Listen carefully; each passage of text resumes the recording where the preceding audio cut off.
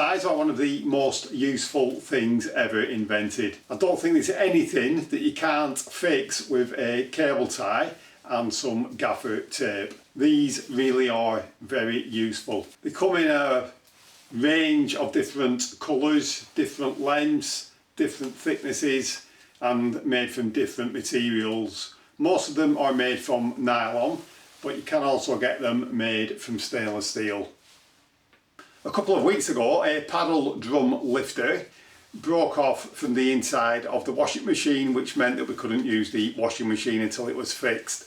I managed to do a temporary repair with 3 of these, and since then we've probably done 20 or 30 loads of washing, which just goes to show how useful and versatile these actually are. I bought this kit from, it was either Lidl or Aldi a few years ago, and that has loads of different sized and different coloured cable ties in it. I used to keep this in the back of the van because you never know when you're going to need one of these, because they are so useful. A lot of people use these for holding wheel trims on vehicles, so that prevents people from stealing them unless you have something to cut the cable tie. And also the wheel trims can fall off if you hit a curb, etc. But if you secure it on with a couple of these, it will hold a wheel trim in place. I don't actually use them for that. I actually use these for fixing things onto the roof rack, and I specifically use that size. So these are large, they're about 550mm long, I think they're 10mm in thickness, and these come in a pack of 100 and they're about 15 quid. So they work out at about 15-16 pence each.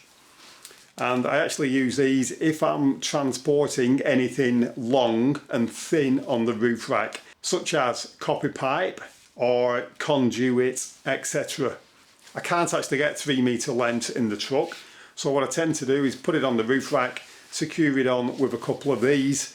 There is absolutely no chance that it's going to come off until you cut the cable tie. If you ever find yourself in a position where you've got a load of smaller ones and you need a large one, you can always join these together.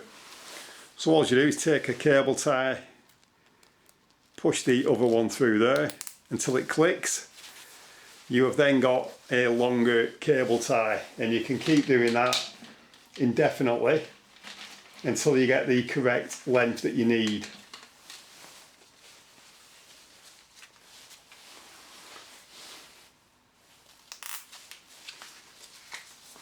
So by doing that, you've just extended the cable tie, and then obviously you can put that around the item you're fixing, and then you can close that and you can pull each one tight until you get it to the desired tightness.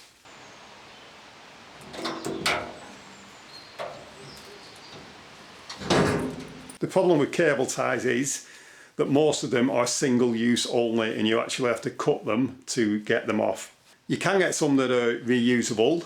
I tried them once years ago and they weren't that good, so I've never really bothered with them. For the price, I just buy these, cut them off, bin them, buy some new ones.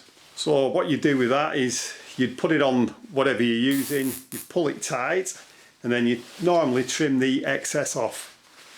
And a lot of people use side cutters like so, but when you use a side cutter it can give you a rough edge, and people have been known, especially in factories etc., to brush past that, and they have managed to cut themselves on it. Now you can get some cutters that will leave that perfectly flush and not sharp, but they're not very common. So it's always best, if you can, to cut the end off using something that's not going to leave a sharp piece behind, like those dedicated cutters. And these will actually cut the stainless steel ties as well. So obviously before you start going around fixing everything with these, especially in your vehicle, if you're putting something on the roof rack, you need to make sure you've got something to cut them off with, or else you're going to be in a lot of trouble. The nylon ones are fantastic for most situations, but they actually degrade over time if you leave them outside because of the heat and the cooling down, etc. And I don't think a lot of these are UV stable, so after a few years outside they will eventually break. You can of course get stainless steel ones like that, and these are quite a bit different, and when you tighten these up they don't actually make the noise that a plastic one does.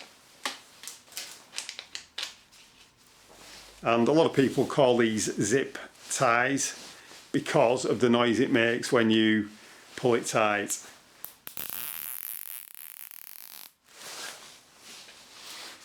Obviously the stainless steel ones don't do that. Now the advantage of these is that you can actually reuse them.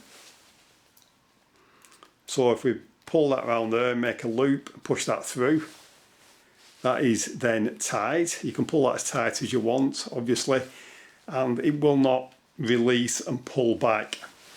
But if you get another stainless steel tie and push that in there, it actually enables you to release it.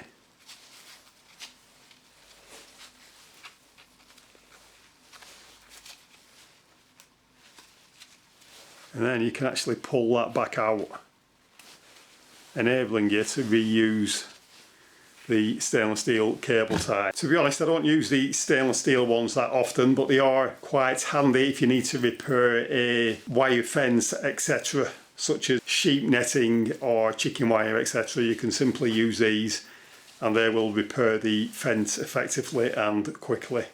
When you buy cable ties, they normally come in a plastic pack like that or like that. Most people, when they open these, will simply cut the corner off or cut the top completely off.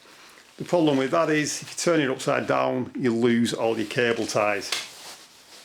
I used to work with a guy called Dave Evans, and this was the best tip that he ever gave me. He said when you open the cable ties, always just put a slit in the middle. That way you can actually pull the cable tie out and you're never going to lose them out of the packet because they're never going to drop out. That one's got a bit damaged there, but it did originally just have a slit in it. Pretty much like that one. You can just pull one out when you need it and there's no chance at all of you ever losing them out of the packet. If you're wondering how strong cable ties are, this is one of the 10mm thick ones, and I've strapped two 25kg dumbbells together there. You can see that that lifts them up easily. So just for fun, I'm just going to load up one cable tie and see how much it can take without actually snapping. We've currently got 50kg hanging from the hook, and that's a 15kg.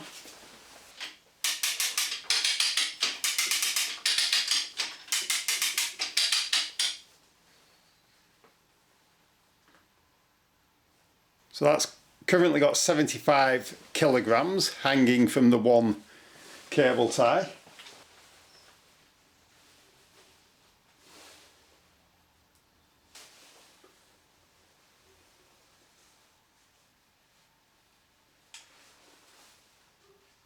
And the 10. So we've currently got 90kg hanging on the one cable tie, and I do believe that it has stretched it slightly, so I'm just going to try lifting it up a little bit.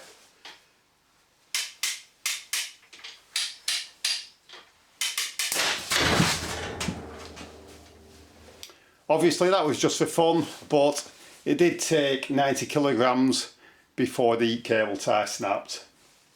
And the point of failure was actually there, so it's actually just split open